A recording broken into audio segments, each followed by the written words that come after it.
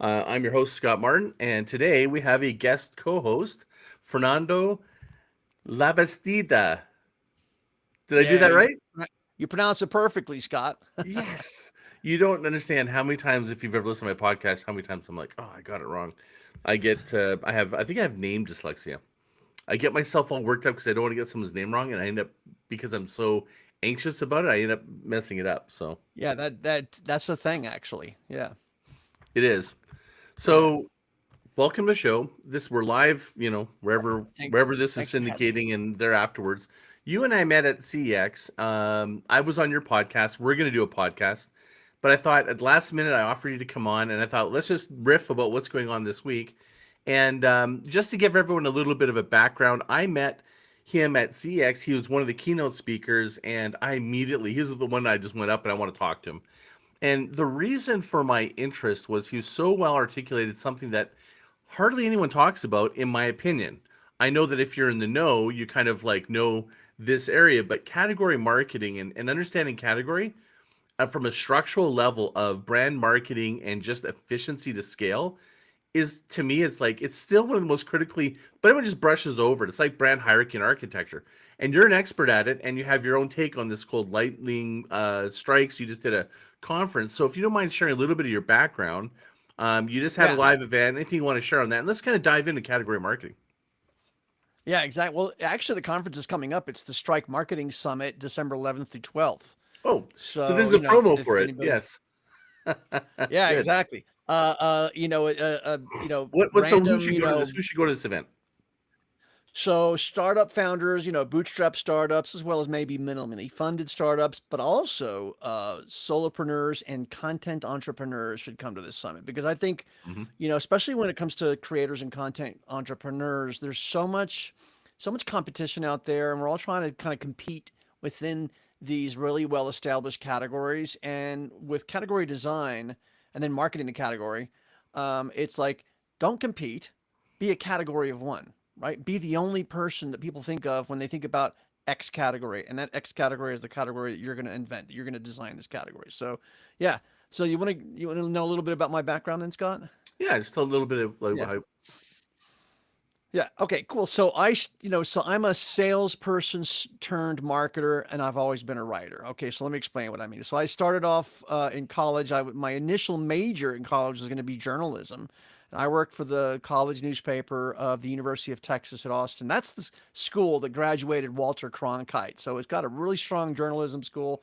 I worked for the newspaper that was it was such high quality newspaper that it was compared to actual city newspapers, right? So I had that kind of baptism by fire in terms of actually writing, the who, what, where, when of journalistic writing. But then kind of halfway through my college career, I changed majors. I majored in history, and then I got a master's degree in geography. So what are you going to do with that, right? I got into sales, right? Master's degree in geography, and the obvious field to go into is sales, right? So I started selling in the international cargo transportation industry, but I quickly went into tech. So I was selling software, computers. I was involved with the whole dot-com boom in the late '90s, early 2000s, and then the blogging revolution started really taking off in 2006. And in 2007, I started a blog while I was working for a software company as a guy holding a bag. Basically, I had a quota and I had to hit my quota every month. But I started blogging because, WordPress was coming along and I was just fascinated by it. And it kind of reminded me that, hey, I've got this muscle that I haven't been using that much, which is writing. And I just loved blogging. So I started blogging about the software and about the category of software that we were selling. And I wrote articles in which I, hyperlinked to Salesforce.com, and I hyperlinked to a publication called ITBusinessEdge.com. And for those who are in the database and data management software industry, IT Business Edge was actually an important publication. Back in 2007, 2008, if you actually hyperlinked to somebody, it would notify the owner of that blog, and they would say, wow, cool, somebody quoted my thing. And so I actually got salesforce.com, IT Business Edge to write blogs about my blog. And so it quickly grew to prominence in this particular space. Unfortunately, that was around the same time as the Great Recession came, and my pipeline dried up. It's 6 months without closing a sale. You can't survive as a salesperson that way. So the obvious thing was to lay me off. And I was actually secretly relieved about that because I really wanted to get into content marketing. I discovered the term content marketing because of Joe Polizzi. Joe Polizzi had started the Content Marketing Institute, and that was really just when it was getting started. And that's actually kind of a clue as to what I wanted to talk about with content, with category design. You see, because Joe Polizzi, he coined the term content marketing, right? He invented a category. So Scott, I'm going to say something here that's a little counterintuitive to people who are kind of used to this traditional digital marketing field, which is, if you're going to SEO your website, the first thing you want to do is you want to go to Google Trends and see, which are the terms that are trending, which Yeah. has a lot of traffic, et cetera. So Joe Polizzi, he went to Google Trends and he typed in content marketing, barely a blip. It was, and so most of us would say, nah, there's no juice there. Let's go find another term so that we can start ranking. Joe actually on the counterintuitively, he said, yay, nobody's talking about this yet. This is my opportunity to own this category. So while I was learning about content marketing, and I didn't realize how early it was, I just thought that it was an established thing. But Joe Polizzi was starting this category called content marketing. He kind of single-handedly did it, and he was very smart in the way he did it. And he exploded into this whole thing. And now Joe Polizzi is known as the godfather of content marketing. And he was the one that created the conference, the CEX conference that you and I went to in August of this year. So fast forward, I kept on writing and writing and writing, and I really started getting into category design really about 2 years ago. And I wrote, and then a year ago, I wrote a book about it called The Startup Book. And the premise of the Startup Book is, if you want to design a category, you've got to get the word out there. You've got to kind of, you've got to encapsulate your category point of view. The manifesto of your category, the do's and don'ts, the steps of your category in a book. And that's exactly what Joe Polizzi did. He wrote Get Content, Get Customers, and then he's written like 8 more books, Epic Content Marketing, Killing Marketing, Content Inc. You see this pattern with other category designers, the founders of HubSpot. HubSpot were the ones that created inbound marketing. They wrote the book, Inbound Marketing. Gainsight, which is a software that's for customer success. They wrote the book. The founders of Gainsight wrote the book, Customer Success. So that's me in a nutshell on how it kind of parallels this whole category design thing. And then, how I kind of got into it. And by the way, category design is not something I invented. It was sort of the term was coined by the category pirates. You and I are fans of Christopher Lochhead, Eddie Yoon, Nicholas Cole, all those people I've who been have following been him for writing. years. Yes, yes, and they've written so many books. Not only do they write regular books, the 200, 300 page typical business Those little book, but mini books, yeah. they write mini books. So they kind of publish a mini book once a month on their Substack, the category pirates.news Substack. So they kind of, I kind of took that concept and encapsulated it in my book, the Startup Book, which is what my talk was about Hmm. at CEX. Love it.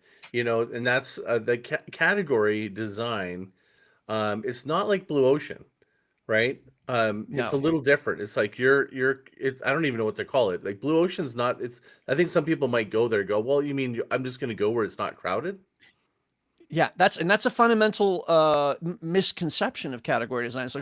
So Blue Ocean is actually the premise there, if I'm not mistaken, is that there are markets that are still kind of like where there's not a Underserved. lot of suppliers, Yeah, there's right? no competition. It's really about no competition Yes. in a pre-existing, you know, call it a category, pre-existing where there's driving market need, but not a lot of competition. Where you're Yeah, talking about, we're exactly. creating a customer need that didn't exist before in the mind of the customer, and it lands perfectly because it absolutely creates like a new. It's like Uber created a new category for public transportation. Yeah, exactly. Ride sharing is the term, right? Yeah. Which it's not really ride sharing, but still, it's the name stuck. But yeah, so category design is so blue ocean is let's go and focus on a niche that no one's focusing on. Category design is let's focus on a niche that maybe maybe it's a pretty big niche, but they have a problem that nobody has solved before, right? And this, so they have this problem, and you are the perspicacious one who can see through all the noise that nobody else has been able to see, and you've solved this problem with your solution. So it's a question of looking at a problem, naming the problem, giving it a name, and then coming up with a solution that's a very unique, doesn't exist in the market, or maybe it's a variant.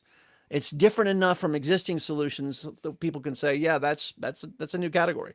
So it has. So what's the important distinction is the coupling of the previously unsolved problem with the new and unique solution. And I'll give you an example as one that probably everybody knows. So Viagra was a it's a new category, right? So Male then you have enhancement or whatever. Cialis and all that stuff.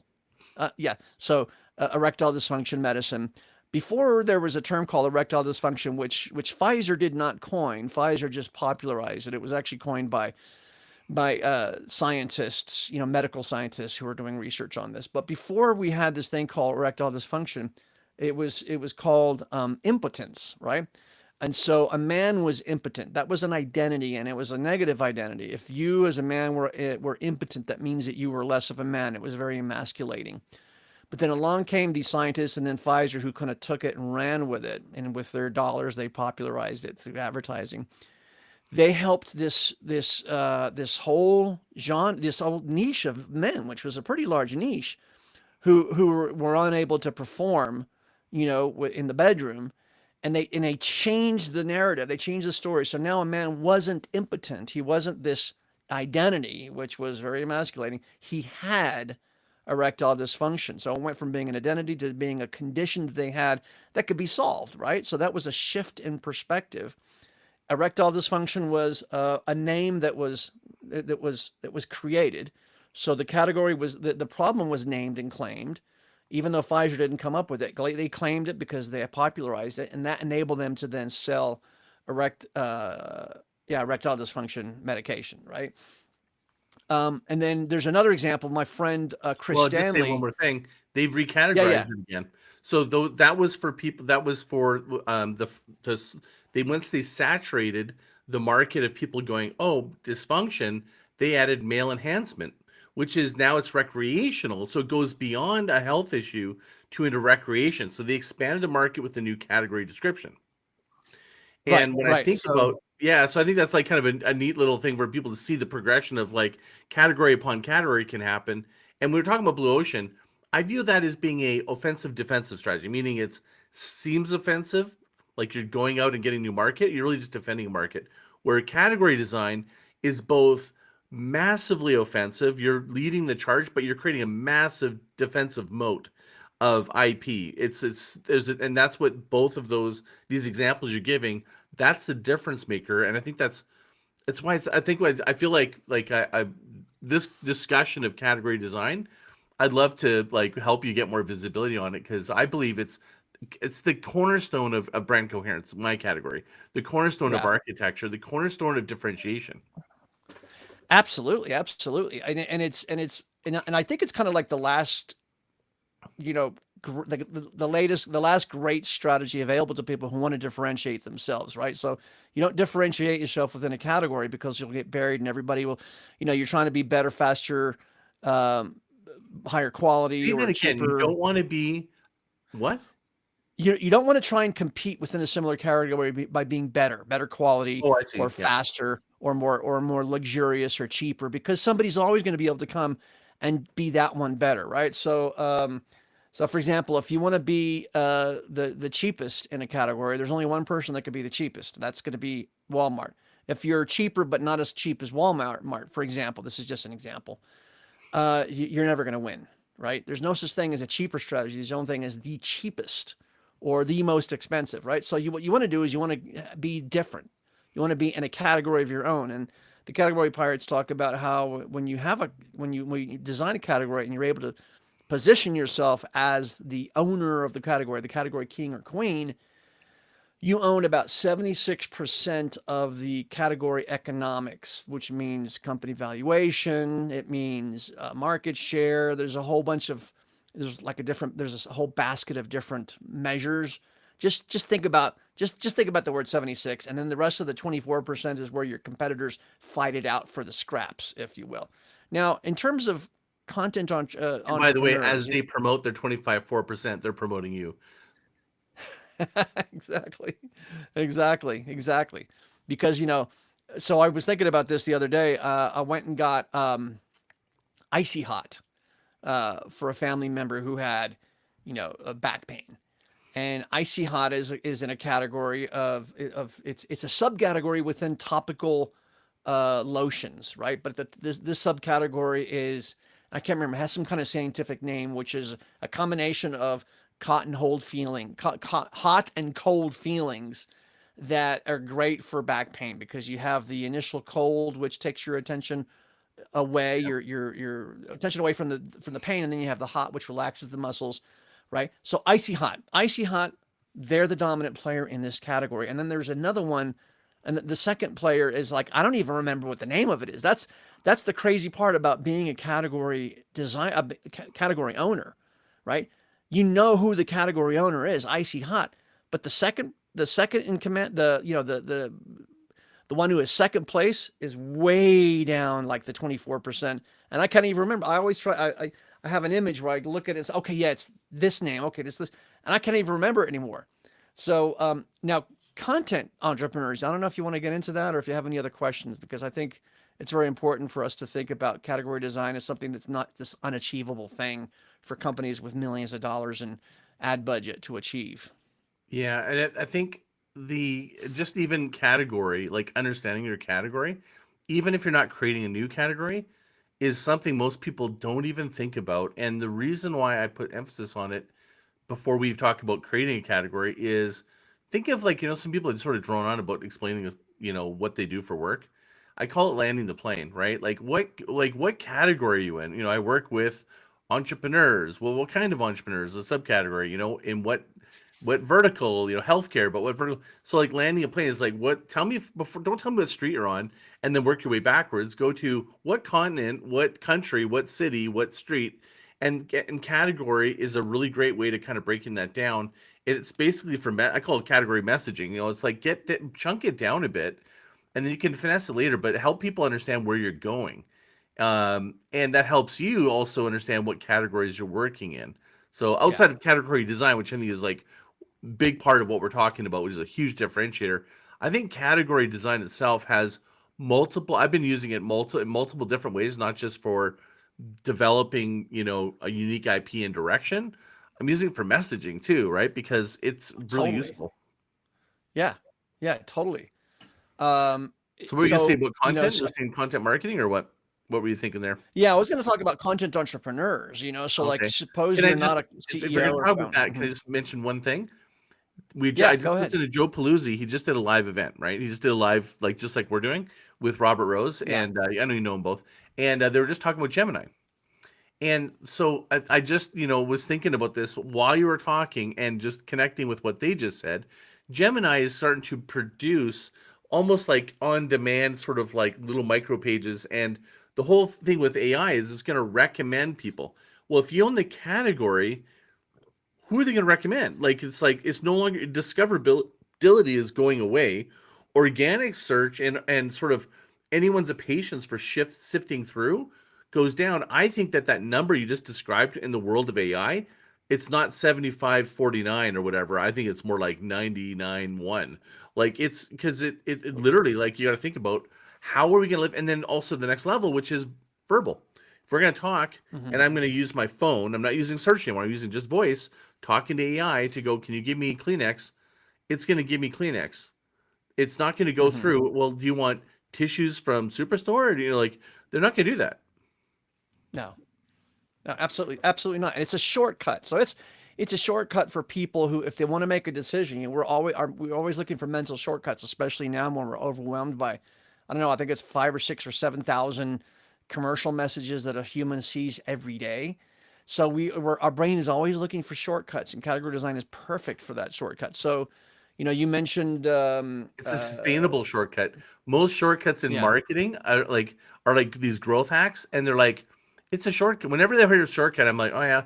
My next question is it sustainable? This is a shortcut that's actually sustainable yeah, and yeah, resilient. totally. Yeah. Anyway, sorry. So, what Brian Eisenberg, who is he and Jeffrey Eisenberg are some of the OGs of digital marketing. They kind of coined Yep. the terms that many digital marketers use today, such as conversion rate optimization, personas, scent, Did they persuasion do architecture. personas? Eh, I didn't know that. Yeah, yeah. They Huh.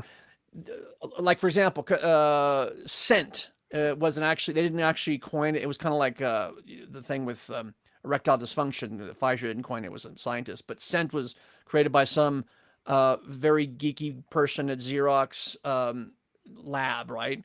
But they're the ones that took it and popularized it. So they're the ones that kind of came up with some of the initial vocabulary that us as digital marketers use today. He's actually one of the speakers at the Strike Marketing Summit.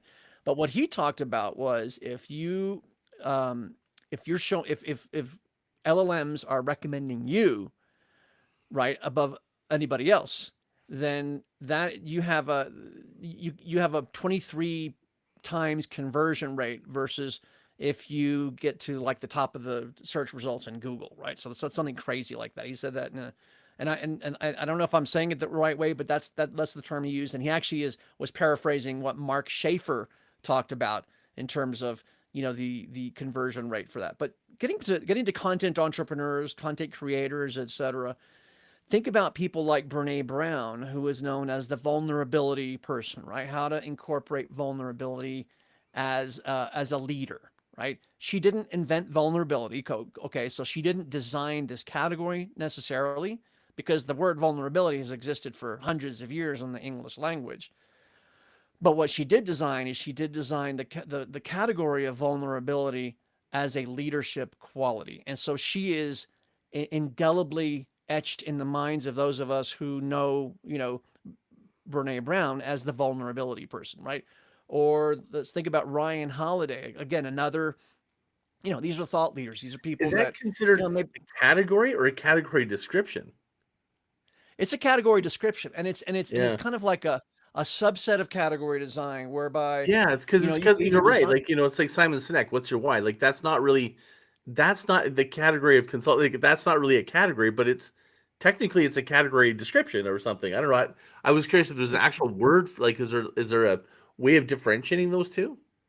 well. I think that's something for us to jam on. It's like, I think it. So I remember when Brian Clark was first starting Copy Blogger back in, around 2006, 2007. I discovered him in 2009. Hmm.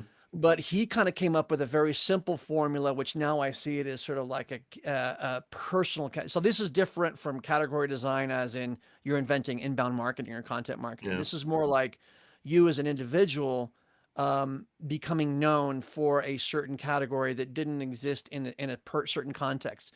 So what Brian Clark talked about was looking at two existing things that exist already in the marketplace, and the intersection of the two is something that's new, and then you take ownership of it. So Ryan Holiday, what he took was Stoicism, which is an ancient Greek philosophy, you know, and then he combined that with a modern take on how to navigate this crazy stressful life that we live in, dominated by social media, rage bait, etc. And now he's known as the stoicism guy for you and me, for the masses. Now there's other people who are also experts in stoicism today. These are university professors, etc. Hmm. But who are they, right? They're not out there, creating videos on Instagram or LinkedIn, etc. So that's why Ryan Holiday is known as the stoicism guy, right? So this is another. I would see this as, once you think about category design and being the only person in a category, as opposed to trying to compete in an existing category, you can take it and do it in multiple different ways, right? So you could do it the traditional way that the category pirates talk about in their book, and there's several books such as the 22 Laws of Category Design, um, um, play bigger, niche down, etc. Or you can do it in a much simpler way where you say, okay, what are these things that are existing? What can I become known as? And what's the kind of intersection between the two? Copy blogger, Brian Clark did something very similar with the term copy blogger. So when blogging came about in 2005, 2006, it was kind of the domain of, like, the purple haired nose ring people who just wanted to write their thoughts, and they wanted to write poetry, and they were, it was an artistic thing. And at the same time, there was all these direct marketers who were using the internet to kind of bludgeon you over the head with these long sales letters and these aggressive calls to action, etc.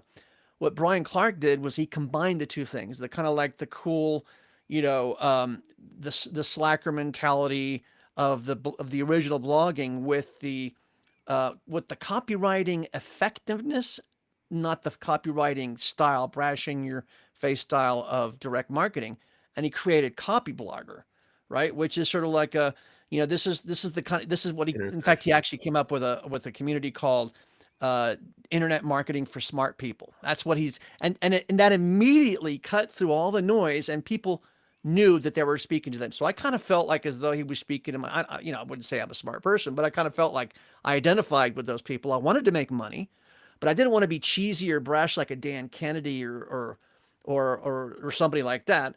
But I also wanted to make money with the blog, and I wanted it to be, somewhat subtle and artistic in a way. So that's a perfect example of this kind of different way of looking at it, of category design that a content entrepreneur can do. I kind of look at it as like, there's guerrilla marketing, content marketing, groundswell marketing. Like those are like that's the typical way. Then we talked about I'm the guy who does dot dot dot dot. That's almost like personal point of view category, almost. And then there almost is like premise category. Like the Jay Kunzo, don't market more, matter more, right? Like it's almost he created a premise around a cat. Like I don't know if that's even real or not, but I'm just like in my Well, yeah. mind, I'm going. It's kind of there's more things to kind of explore around category. Maybe the category design guys have it all laid out, and I just haven't read it yet to Yeah. see their formula. But that's me not having gone through their books, but just reading their blog. I wonder if you have any thoughts on that. Well, there is one thought, and I think that when you really want to kind of design a true category, what you do is you sort of there's this thing called languaging, right? And so languaging is where you kind of make up words that they start getting used to describe not only your category, but that describe the parts and pieces of your category, right? Yeah, it's like Joe So, Pine calls it "ing the thing," right? Like if you're going to be, you add yes, ing to it, right? Like it's an action. So for me, it's when you're building a groundswell. I call it groundswelling. The act. It's the word. exactly. Okay, there you go. Yeah. There you So if go. you go look Yeah, in, I think there you in go. it's not in Wikipedia yet, but it's in a couple places that's starting to show up now. Is like if you're groundswelling, you're doing Groundswelling. this method by Scott Martin called building a groundswell. That's pretty cool, Scott, man. That's pretty cool. We're gonna have to talk offline so you can tell me how you did that. But Well, yeah, yeah, I can and tell you, so yeah, for sure. But it started actually wasn't I didn't actually name that. That was actually from Joe Pine's partner when I was at his experience economy certification, and he said you should really uh call it that. And I'm like, I'm gonna take it. You guys are brilliant. So, you know, yeah. yeah. So Brian Eisenberg, like I talked about him before, he's right now working with a chiropractor in Austin, right? So Okay. chiropractors are a dime a dozen. I mean, there's dozens, if not hundreds of them in any city, given, whether it's a large city like Chicago, New York, or a mid-sized city like Austin, what have you. There's, you know, chiropractors everywhere. He's working with a chiropractor who he's helping him to kind of really stand above the noise, with his own languaging, right? So I don't know if he's necessarily inventing a new category per se, but part of category design is languaging, and so he's come up with several terms that are now starting to be used by people, including this one called AQ, right? So you know what IQ is. I don't know if you know your IQ. I don't know what IQ, mine is. EQ, yeah. IQ and EQ. He came up with AQ, and so AQ is your ask quotient, right? It's like how long are you sitting on your butt every day working when you should be moving, or maybe you doing a sitting, what is a standing desk, or maybe Hmm. even a treadmill desk, so that you don't have heart problems a little bit down the road, which could, kill you, right? So the chiropractor came up with this term AQ, and now, if you go into ChatGPT, it'll come up with this doctor out of Austin, and people are starting to use it. It's like, hey, what's your AQ? And by the way, it's simple and easy to remember. So now if anybody's whoever's watching this, now they'll think about AQ all the time, especially if they're sitting down and say, oh my gosh, my AQ quotient's going down, or my AQ's quotient high is high now Right. because I went for a walk and I'm doing my So standing desk thing, etc. So there's several other examples like that. Obviously, we think about Joe Polizzi, and he talked about content marketing, and he talked about, there are several terms that he came up with. Content entrepreneur is his thing as well. These are terms that are used So the pattern that interchangeably. I see that works for marketing, though, the ones that take off well. See, if I were to go to a client and go, "Hey, we do category," and they'll go, "Well, we'll call it ZQ or something," right? That doesn't. I don't think that necessarily lands. The amount of energy it takes, like to create a category that has never been named. Maybe Pfizer, they have the money to do it, but most people don't. The reason AQ worked in my mind, and I don't know what your thought is it borrows from the pre-existing pattern of that people are using, and it just inserts in that pattern. And so that's to me is where I think is a real shortcut because they're borrowing equity from something I already understand. And in that Yeah, case, it's kind of funny. So it emotionally lands on me and it makes sense so fast that that's when you can get the category. It's not as simple as just claiming it, I don't think. I think for really great category, borrowing equity from an existing piece and breaking off from it and yeah, having some emotional connection to the premise of what you're talking about, that's why that one lands. Like right away when you said it, I'm like, I get it. you get it. Yeah, Brilliant. exactly. Yeah. And the same thing could be said for like SaaS, software as a service. Now you have platform as a service, or now you have outsourcing as a service. You have, so now people can come up with all kinds of as a service things, because initially Salesforce.com came up with software as a service when they were the first ones to come That's up with this that's software funny. as a service. I literally do I was like when I do my brand strategy and my brand guides, they're not really brand strategy brand guides. And everyone tells me that they're going, you're underselling what you're doing and stuff. And I'm like, well, I don't know what the hell to call it. And I finally figured out what it is because it is actually more accurate what it is. It's a brand operating system. I call it brand OS. That's another language of trying to explain that it's like not just a Exactly. brand guide, it's ready to go system to scale your branding. Ready to Yeah. go templates that someone else can come in and you control your brand asset library, your brand platforms, and all your brand guide that's interactive, right? I think that's so funny because I have two speakers at the Strike Marketing Summit who are going to talk about OSs. So Russ Henneberry, who is the founder of the Click, it's an online AI learning community. He's come up with a system called Growth OS, Business Growth OS, and then Audra Carpenter, she has come up with an AI-driven content OS. So I have two speakers that are talking about, the one is the Growth OS, and one is the Content OS. That's funny. Yeah. Well, again, that's that pattern again, right? It's just like it Yeah. it helps. It's a shortcut. That in that case, I wasn't trying to be clever. I wasn't trying to like I'm own that category. I really wasn't. Like I think about it now, maybe I need to, but I mean to me, I think if this I couldn't own that. I'm not going to try to own brand OS because I'm not creating a large social technology platform or something like that. But it Right. definitely describes really accurately what I do. And maybe my subtext is the brand coherence OS because really brand Yeah. coherence is my category. But that's a Yeah, I long like goal. yeah, I like that because, but it also, what it does is it differentiates you from all the hundreds of branding agencies out there who come up with brand guidelines. You're not putting out just another brand guideline and where everybody's eyes are going to glaze over. Okay, tell me something more. Well, nobody You're wants to do doing what brand I'm OS. doing because they lose the work. See, I'm not trying to bid on ongoing work afterwards. I'm Hmm. all about sovereignty, like my clients having sovereignty, and everything's going in house. Yeah. They're trying to drive down costs. So I'm like, I'm going to create a system so you can scale your brand and almost like your agency and hire someone at a low budget that can color by numbers basically and just have a good communications marketing strategist. Yeah. So I wanted to shift gears a little bit. I think that one of the important things in terms of naming and in terms of designing your category is focusing on that problem. There's a a phrase that I like to use. It was actually originally, I think it was Eddie Yoon. Eddie Yoon is one of the category pirates. He said, "Look, if you talk about my problem, I think you want to help me. I know you want to help me. But if you talk about your solution, I think you want my money." Mm-hmm. So people nowadays really want to work with providers who care about them and care about their problems. And so I think that's why it's so important that, first of all, if you want to come up with a new phrase or a new name for something, it's best to focus first on the problem, right? So the category designers, the category pirates actually kind of realized this sort of after the fact. And they published a book called The Existing Market Trap, right? Which is a problem that they named, right? And so the existing market trap is, are you going to create a new startup or a new business in an existing market? Well, you're going to be, that's a trap, because you're going to be treading water the whole way, just trying to compete with everybody else who was in the category.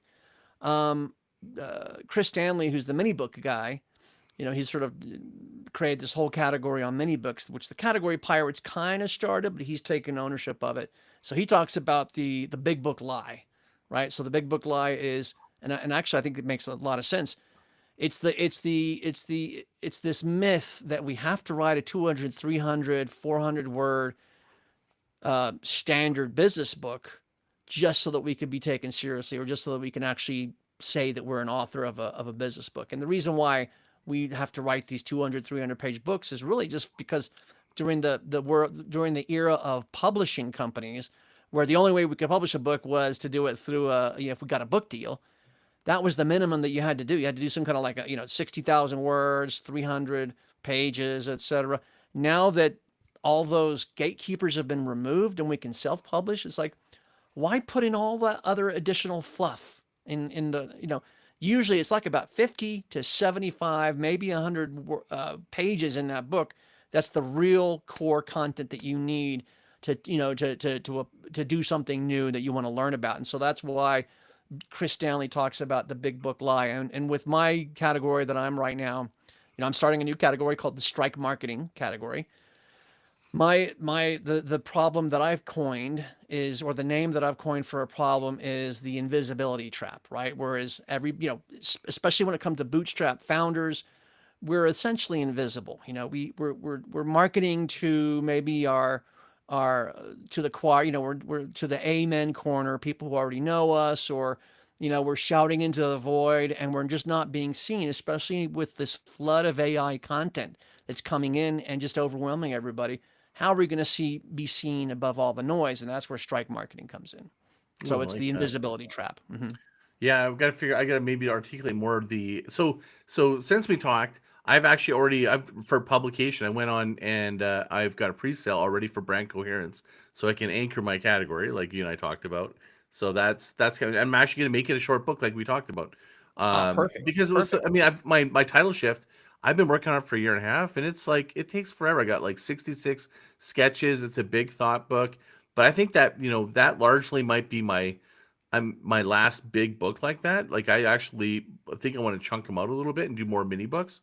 Just Yeah.